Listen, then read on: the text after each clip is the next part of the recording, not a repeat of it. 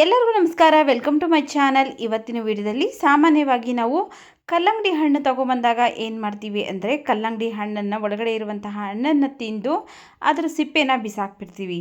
ಯಾರು ಸಹ ಈ ವಿಡಿಯೋ ನೋಡಿದ ಮೇಲೆ ಕಲ್ಲಂಗಡಿ ಹಣ್ಣಿನ ಸಿಪ್ಪೆನ ಬಿಸಾಕೋದಕ್ಕೆ ಹೋಗಬೇಡಿ. ರುಚಿಯಾದಂತಹ ಗ್ರೇವಿ ಮಾಡ್ಕೊಳ್ಬೋದು. ಯಾವ ರೀತಿಯಾಗಿ ಅಂತ ತಿಳಿಸ್ಕೊಡ್ತೀನಿ ನೋಡಿ. ಇಲ್ಲಿ ಫಸ್ಟು ಕಲ್ಲಂಗಡಿ ಹಣ್ಣನ್ನು ಕಟ್ ಮಾಡ್ಕೊಳ್ತಾ ಇದ್ದೀವಿ. ನಾವು ಕಟ್ ಮಾಡ್ಕೊಂಡಾದಮೇಲೆ ಏನು ಮಾಡ್ತೀವಿ ಅಂದರೆ ಈ ಒಳಗಡೆ ಇರುವಂತಹ ಕೆಂಪು ಭಾಗನ ತಿಂದುಬಿಟ್ಟು ಈ ಬಿಳಿ ಭಾಗನ ಬಿಸಾಕ್ಬಿಡ್ತೀವಿ. ಆ ರೀತಿಯಾಗಿ ಮಾಡೋದಕ್ಕೆ ಹೋಗಬೇಡಿ. ಸೂಪರ್ ಆಗಿರುವಂತಹ ಗ್ರೇವಿನ ಮಾಡ್ಕೊಳ್ಬೋದು. ಅನ್ನಕ್ಕಾಗ್ಬೋದು, ಮುದ್ದೆಗಾಗ್ಬೋದು, ಚಪಾತಿ, ಇಡ್ಲಿ, ದೋಸೆ ಎಲ್ಲದಕ್ಕೂ ಸಹ ಪರ್ಫೆಕ್ಟ್ ಆಗಿರುತ್ತೆ. ನೋಡಿ, ಇಲ್ಲಿ ಕಲ್ಲಂಗಡಿ ಹಣ್ಣನ್ನು ಕಟ್ ಮಾಡಿಕೊಂಡು ಇದ್ರ ಸಿಪ್ಪೆನಷ್ಟೇ ನಾನಿಲ್ಲಿ ತಗೊಳ್ತಾ ಇದ್ದೀನಿ. ಈ ಹಣ್ಣನ್ನು ಮಕ್ಕಳಿಗೆ ಕಟ್ ಮಾಡಿಕೊಟ್ರೆ ತಿಂತಾರೆ. ಇದನ್ನಷ್ಟೇ ನಾವು ಬಿಸಾಕ್ತೀವಲ್ಲ, ಅದನ್ನು ಬಿಸಾಕೋದಕ್ಕೆ ಹೋಗಬಾರ್ದು. ಈ ರೀತಿ ಗ್ರೇವಿನ ಮಾಡ್ಕೊಳ್ಬೋದು. ಅದಕ್ಕೋಸ್ಕರ ನಾನು ಕಲ್ಲಂಗಡಿ ಹಣ್ಣಿನ ಸಿಪ್ಪೆನೆಲ್ಲ ನಾನು ಕಟ್ ಮಾಡಿ ಕಲೆಕ್ಟ್ ಮಾಡಿ ಇಟ್ಕೊಂಡಿದ್ದೀನಿ ನೋಡಿ. ಈಗ ಇದನ್ನು ನಾವು ಕಟ್ ಮಾಡ್ಕೊಳ್ಬೇಕಾಗತ್ತೆ. ಯಾವ ರೀತಿ ಕಟ್ ಮಾಡ್ಕೊಳ್ಬೇಕು ಅಂದರೆ ಇದು ಹಸಿರು ಭಾಗ ಇದೆಯಲ್ಲ, ಅದು ನಮಗೆ ಬೇಕಾಗಿಲ್ಲ. ಬರೀ ಬಿಳಿ ಭಾಗ ಏನಿದೆಯಲ್ಲ ಅದಷ್ಟೇ ಬೇಕಾಗುತ್ತೆ. ಅದರಿಂದ ನಾವು ಈ ಹಸಿರು ಭಾಗನೆಲ್ಲ ಕಟ್ ಮಾಡಿ ತೆಗಿಬೇಕು. ನೋಡಿ, ಈ ರೀತಿಯಾಗಿ ನೀಟಾಗಿ ಚಾಕುದಲ್ಲಿ ಕಟ್ ಮಾಡಿಕೊಂಡ್ರೆ ನೀಟಾಗಿ ಬಂದುಬಿಡುತ್ತೆ ಹಸಿರು ಭಾಗ ಎಲ್ಲ. ಈ ಹಸಿರು ಭಾಗನ ಗ್ರೇವಿಗೆ ಹಾಕಿದ್ರೆ ಅಷ್ಟು ರುಚಿಯಾಗಿರೋದಿಲ್ಲ. ಅದರಿಂದ ನಾವು ಈ ಹಸಿರು ಭಾಗನೆಲ್ಲ ತೆಗೆದು ಬಿಡಬೇಕು. ಬರೀ ಬಿಳಿ ಭಾಗನಷ್ಟೇ ಕಟ್ ಮಾಡಿ ತಗೊಳ್ಬೇಕಾಗತ್ತೆ. ನೋಡಿ, ಈ ರೀತಿಯಾಗಿ ಈ ಹಸಿರು ಭಾಗ ಏನಿದೆಯಲ್ಲ ಇದ್ರ ಸಿಪ್ಪೆನೆಲ್ಲ ಕಟ್ ಮಾಡ್ಕೊಂಡಿದ್ದೀನಿ. ಈಗ ಇದನ್ನು ಚಿಕ್ಕ ಚಿಕ್ಕ ಪೀಸ್ಗಳಾಗಿ ಕಟ್ ಮಾಡ್ಕೊಳ್ತಾ ಇದ್ದೀನಿ. ನೀವು ಬೇಕಿದ್ರೆ ಚಿಕ್ಕ ಪೀಸ್ಗಳಾಗಿ ಕಟ್ ಮಾಡ್ಕೊಳ್ಬೋದು, ಅಥವಾ ಇನ್ನೂ ಸ್ವಲ್ಪ ದಪ್ಪ ದಪ್ಪದಾಗಿ ಬೇಕು ಅಂದರೆ ನೀವು ನಿಮಗೆ ಯಾವ ಸೈಜ್ ಬೇಕಾಗುತ್ತಲ್ಲ ಆ ಸೈಜ್ಗೆ ನೋಡಿಕೊಂಡು ನೀವು ಕಟ್ ಮಾಡ್ಕೊಳ್ಬೋದು. ನಾನಿಲ್ಲಿ ಈ ರೀತಿಯಾಗಿ ಚಿಕ್ಕ ಚಿಕ್ಕದಾಗಿ ಮನೆಗೆ ಯಾರಾದರೂ ಗೆಸ್ಟ್ ಅಂತ ಬಂದಾಗ ಚಪಾತಿಗಾಗ್ಬೋದು ಅಥವಾ ಪೂರಿಗಾಗ್ಬೋದು ಈ ಗ್ರೇವಿನ ಮಾಡಿಕೊಟ್ರೆ ನಿಜವಾಗ್ಲೂ ಅವರು ಕಂಡುಹಿಡಿಯೋದಕ್ಕೆ ಆಗೋದಿಲ್ಲ. ಇದು ಕಲ್ಲಂಗಡಿ ಹಣ್ಣಿನ ಸಿಪ್ಪೆಯಿಂದ ಮಾಡಿರುವಂತಹ ಗ್ರೇವಿ ಅಂತ. ಅಷ್ಟು ಟೇಸ್ಟಿಯಾಗಿರುತ್ತೆ. ನೀವು ಒಂದ್ಸಲಿ ಮಾಡಿದ್ರೆ ಮತ್ತೆ ಮತ್ತೆ ಮಾಡಿ ತಿಂತೀರಾ, ಅಷ್ಟು ಟೇಸ್ಟಿಯಾಗಿರುತ್ತೆ ಈ ಗ್ರೇವಿ. ನೋಡಿ, ಇಲ್ಲಿ ಈ ರೀತಿಯಾಗಿ ಚಿಕ್ಕ ಚಿಕ್ಕ ಪೀಸ್ಗಳಾಗಿ ಕಟ್ ಮಾಡ್ಕೊಂಡಿದ್ದೀನಿ. ಈಗ ಇದನ್ನು ಸೈಡ್ಗಿಟ್ಟು ಫಸ್ಟು ಒಂದು ಕುಕ್ಕರ್ಗೆ ನಾನು ಈ ಕಪ್ಪಲ್ಲಿ 1 ಕಪ್ಪು ಹೆಸರುಬೇಳೆ ಹಾಕ್ಕೊಳ್ತಾ ಇದ್ದೀನಿ. ಹೆಸರುಬೇಳೆ ಹಾಕ್ಕೊಂಡು ಚೆನ್ನಾಗಿ 1-2 ಸರಿ ತೊಳ್ಕೊಂಬಂದಿದ್ದೀನಿ. ಈಗ ಇದಕ್ಕೆ ನಾವು ಅರ್ಧ ಸ್ಪೂನ್ ಜೀರಿಗೆ, ಹಾಗೆಯೇ 1/4 ಟೀ ಸ್ಪೂನ್ ಆಗೋಷ್ಟು ಅರಿಶಿನ ಪುಡಿ, ಫಸ್ಟನ್ನೇ ಕಟ್ ಮಾಡ್ಕೊಂಡಿದ್ರಲ್ಲ ಕಲ್ಲಂಗಡಿ ಹಣ್ಣಿನ ಸಿಪ್ಪೆಯ ತಿರುಳು, ಆ ತಿರುಳನ್ನ ಈಗ ಇದಕ್ಕೆ ಹಾಕ್ಕೊಂಡಿದ್ದೀನಿ. ಹಾಗೆಯೇ ಇವಿಷ್ಟು ಬೇಯೋದಕ್ಕೆ ಬೇಕಾಗುವಷ್ಟು ನೀರನ್ನು ಹಾಕ್ಕೊಳ್ಬೇಕು. ನಾನಿಲ್ಲಿ ಒಂದು ಅರ್ಧದಿಂದ 3/4 ಲೀಟ್ರ್ ಆಗುವಷ್ಟು ನೀರನ್ನು ಸೇರಿಸಿದ್ದೀನಿ.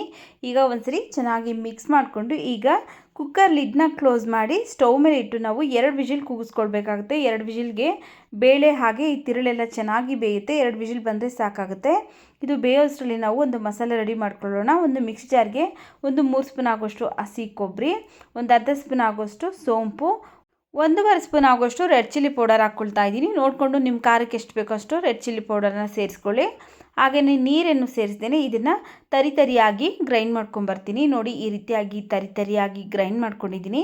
ಈಗ ಇದು ರೆಡಿ ಆಗಿದೆ. ಇದನ್ನು ಈಗ ಸೈಡ್ಗಿಟ್ಟು ನಾವು ಫಸ್ಟನ್ನೇ ಬೇಯೋದಕ್ಕೆ ಇಟ್ಟಿದ್ರಲ್ಲ ಹೆಸರುಬೇಳೆ ಹಾಗೆಯೇ ಕಲ್ಲಂಗಡಿ ಹಣ್ಣಿನ ತಿರುಳು, ನೋಡಿ ಇಲ್ಲಿ 2 ವಿಜಿಲ್ಗೆ ಚೆನ್ನಾಗಿ ಸಾಫ್ಟಾಗಿ ಬೆಂದಿದೆ. ನೋಡಿ, ಈ ರೀತಿಯಾಗಿ ಚೆನ್ನಾಗಿ ಸಾಫ್ಟಾಗಿ ಬೆಂದಿರಬೇಕು.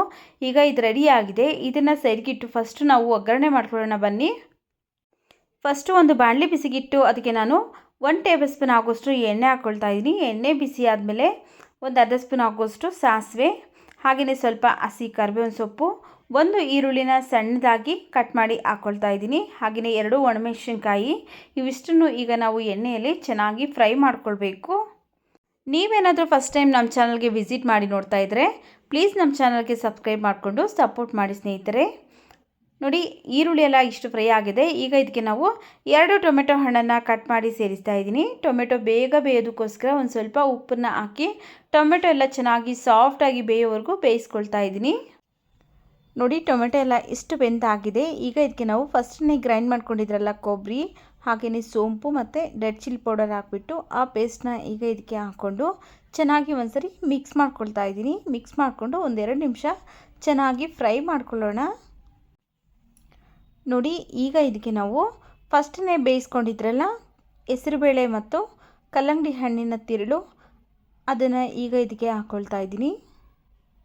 ಹಾಕ್ಕೊಂಡು ಈಗ ಇದಕ್ಕೆ ನಾವು ನೀರು ಎಷ್ಟು ಬೇಕಾಗುತ್ತೆ ನೋಡಿಕೊಂಡು ಅಷ್ಟು ನೀರನ್ನು ಸೇರಿಸ್ಕೊಂಡು ಅಡ್ಜಸ್ಟ್ ಮಾಡ್ಕೊಳ್ಬೇಕು.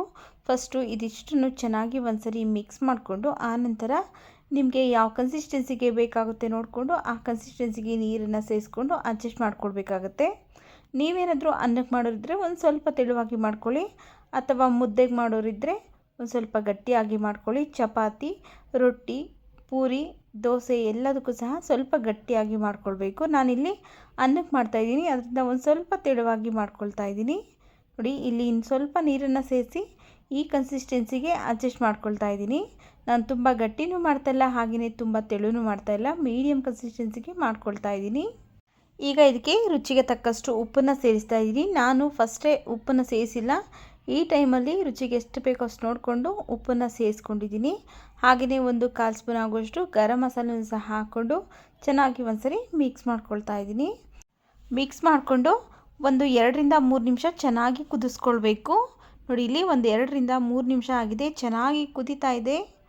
ಈಗ ಗ್ರೇವಿ ರೆಡಿ ಆಗಿದೆ. ಈಗ ಇದಕ್ಕೆ ಲಾಸ್ಟಲ್ಲಿ ಸಣ್ಣದಾಗಿ ಕಟ್ ಮಾಡಿರುವಂತಹ ಕೊತ್ತಂಬರಿ ಸೊಪ್ಪನ್ನು ಹಾಕಿ ಮತ್ತೆ ಒಂದ್ಸರಿ ಮಿಕ್ಸ್ ಮಾಡಿಕೊಂಡು ಸ್ಟವ್ ಆಫ್ ಮಾಡ್ಕೊಳ್ತಾ ಇದ್ದೀನಿ. ನೋಡಿ, ಈಗ ನಾವು ಬೇಡ ಅಂತ ಬಿಸಾಕುವಂತಹ ಕಲ್ಲಂಗಡಿ ಹಣ್ಣಿನ ತಿರುಳಿನಿಂದ ಯಾವ ರೀತಿ ಗ್ರೇವಿ ಮಾಡೋದು ಅಂತ ನೋಡಿದ್ರಲ್ಲ. ಬಿಸಿ ಬಿಸಿ ಅನ್ನ, ಚಪಾತಿ, ದೋಸೆ ಎಲ್ಲದಕ್ಕೂ ಸಹ ಸೂಪರಾಗಿರುತ್ತೆ. ವಿಡಿಯೋ ಇಷ್ಟ ಆಗಿದರೆ ವಿಡಿಯೋಗೆ ಲೈಕ್ ಮಾಡಿ, ವಿಡಿಯೋವನ್ನು ಶೇರ್ ಮಾಡಿ, ನಮ್ಮ ಚಾನಲ್ಗೆ ಸಬ್ಸ್ಕ್ರೈಬ್ ಮಾಡಿ ಸಪೋರ್ಟ್ ಮಾಡಿ.